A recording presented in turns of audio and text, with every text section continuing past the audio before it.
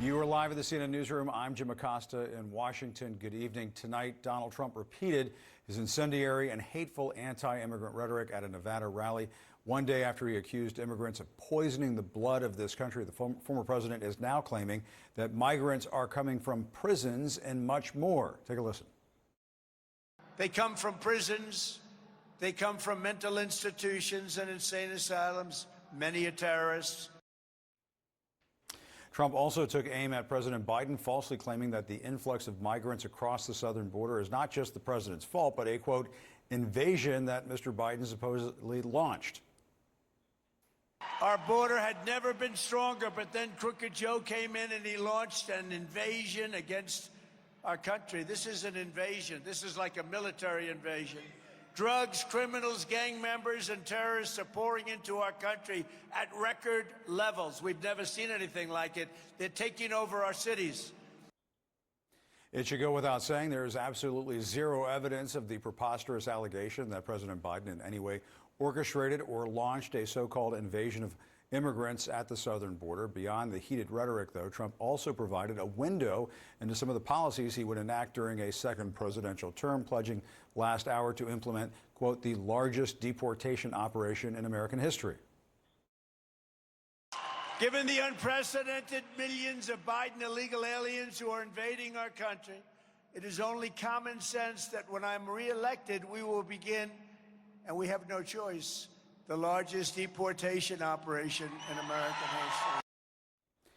Yesterday, in response to Trump's accusation that immigrants are poisoning the blood of the country, the Biden campaign released the following statement, which said in part that Donald Trump channeled his role models and parroted Adolf Hitler. We should note, while the Biden campaign and the White House have responded to Trump's anti-immigrant comments, we still have not heard anything directly from the president himself. CNN's Priscilla Alvarez is closely following this for us. Priscilla, what's the latest?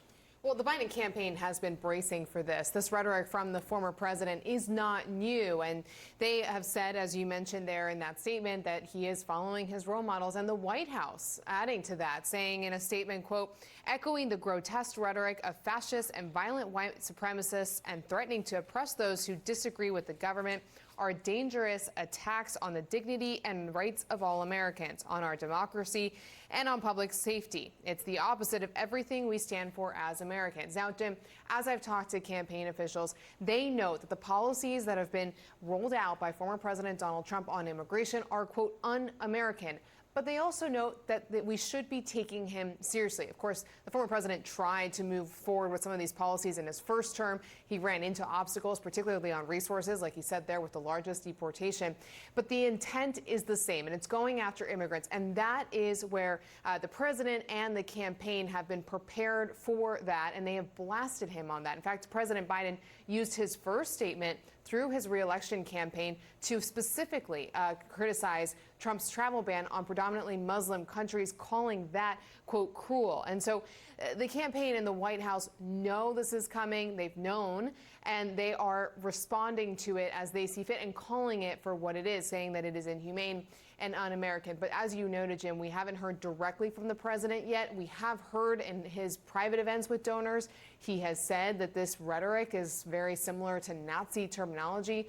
But publicly and in response to this, we have not heard from him. And perhaps we'll hear some of that from the president this week. We might see him in Wisconsin later on this week at a speech, so we'll see about that. In the meantime, though, one of the things that former President Trump has been saying, among many things, is that the current President Biden hasn't really been doing anything on immigration, but we're just getting some news tonight that the Biden administration is doing something on the border. What are they doing? So, authorities on the U.S.-Mexico border are having to suspend operations in 2 railway crossings. These are 2 areas of the U.S. southern border that have been hit the hardest. They are seeing an influx of migrants. They include, for example, Del Rio as well as El Paso. Now, a Homeland Security official I spoke with today said that on Sunday, El Paso saw about 1,300 migrants.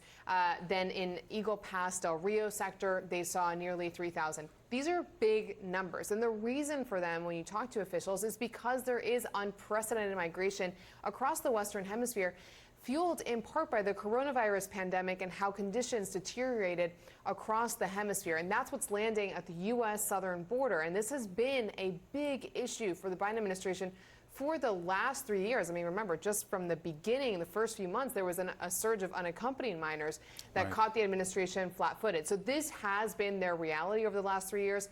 On Capitol Hill, it's starting to hit a new sort of point with these border negotiations, and now that is hampering the ability of the president to get aid to Ukraine and Israel.